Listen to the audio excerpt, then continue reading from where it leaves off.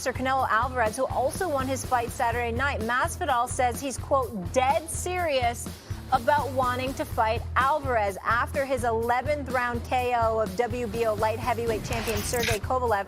Alvarez remains in third place in the ESPN pound-for-pound rankings, but his performance turned some heads on the pale. Canelo cut a 22-point gap between him in second place down to 3 points as he received 14 more points compared to last month's vote.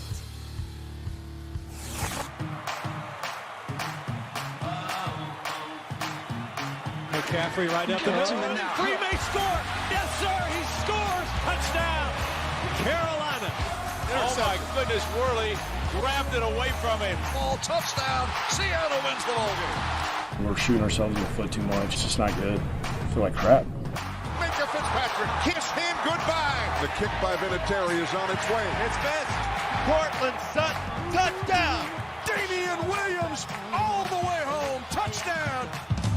And the kick is good. He got it. Butker got it. And the Chiefs have won the game. Touchdown, Ravens. And this house is going wild. We're midway through the NFL season with all teams having played either 8 or 9 games so far. So we wanted to look at some of the teams and players who aren't delivering on expectations. Domonique Foxworth in the building. Good to see you as always. Great to be here. Stephen, I'll start with you. Which team do you think has been the biggest disappointment? Well, it's interesting that you started that out by first bringing up the boxing, because the person that was the biggest disappointment to me was Sergey Kovalev, who was soft as putty. Had no definition. I had more muscle definition than him. It was ridiculous. By the way, Stephen A. Canelo moved up 2 weight classes for him, Max. Go Stephen ahead. A., that is a very astute observation. Kovalev's gotten a lot of praise for his game plan. I completely disagree. I thought he looked bad. I thought he had the wrong idea in there as well. Horrible. I couldn't get past Horrible. the fact Look, that you said you had weak more muscle definition than anybody. You got what? No. What I'm saying is he looked like, I said he had to I have understand what you were saying, I said but he looked, the point is you said you got muscle definition. Let's see it. Unbutton it. Let me see that's them what I'm trying to abs. tell you. Oh, God. Come on. No, What happening hell here? no. All I'm saying to you is that's how bad Kovalev was, Dominique. That's my point, okay? I'm sorry, I got That's how distracted. bad he was. My bad. I got Anyway, distracted. there we go. It's all right, but don't worry about it. Ain't nobody complaining this way. Here's the deal. The Falcons are my most disappointing team, okay? Let me be very, very clear about that. Matt Ryan, Julio Jones, Muhammad Sanu before he gets traded to New England, Calvin Ridley, Devontae Freeman coming back after last year's injury. You got all that personnel. I understand there's a couple of injuries on the defensive side of the ball, but Quinn is your head coach. You're supposed to be able to figure that out. Atlanta, to me, to be as horrid as they have been this year, is clearly the most disappointing team in the NFL. I think it's the Browns. Like, I know people like you were saying, oh, let's wait and see, but the reason I was so high on the Browns, and by the way, of course the jury was out on Freddie Kitchens as a head coach, and you were right about that, Stephen A. Didn't have the executive capacity, apparently. But it's rare. The reason super teams, like in terms of the talent at skills positions, don't work in the NFL is because usually many of the names are just in name only. They're brand names, but they're past their primes. This team was different. This team looked to have an ascending quarterback. Odell Beckham Jr. in his prime with Jarvis Landry, who played together in college, and Jarvis top receiver, and Odell is out of this world. 2 elite or next thing to it running backs, and obviously Kareem Hunt available in the second half, and Joko, who's a real good tight end, and then name brands all over the defense.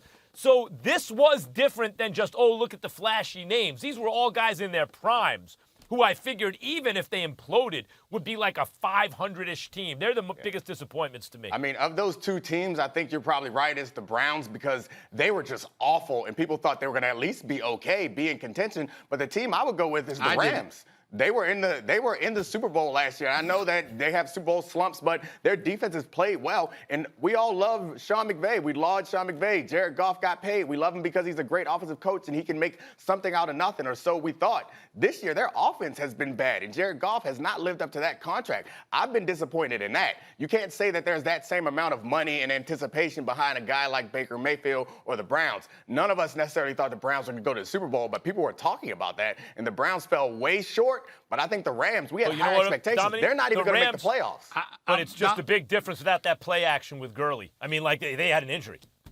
Yeah, I mean, Gurley's still. I understand that the play action, y'all can bring that up, and that's a valid point too with the play action, Max. Here's my thing with you, Dominique.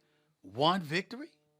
One for the Atlanta Falcons? I mean, I'd get with you if they had about 3 victories or whatever. I'd pick the Rams then. But one victory with that offense, that Quinn's gone. Quinn's gone at the end of this season. We all know there's going to be a new head coach in Atlanta next season after this. Yeah, that's fair. I think that there's going to be a new coach in Atlanta. There's going to be a new coach in Cleveland, but obviously McVay will be back. But didn't we have expectations that they would at least make the playoffs? They're not going to make the playoffs. I don't think the Rams are going to make the playoffs, which is hugely disappointing for a team. And not the fact that they're not going to make the playoffs because of their offense is surprising to me and hugely disappointing. Nick, one thing I'll say about the Falcons, Right. one thing is that it looked like they reinvented offense. Like, oh, my God, this offense is going to be around for a long time a couple years ago. And as soon as Shanahan left, there went the offense.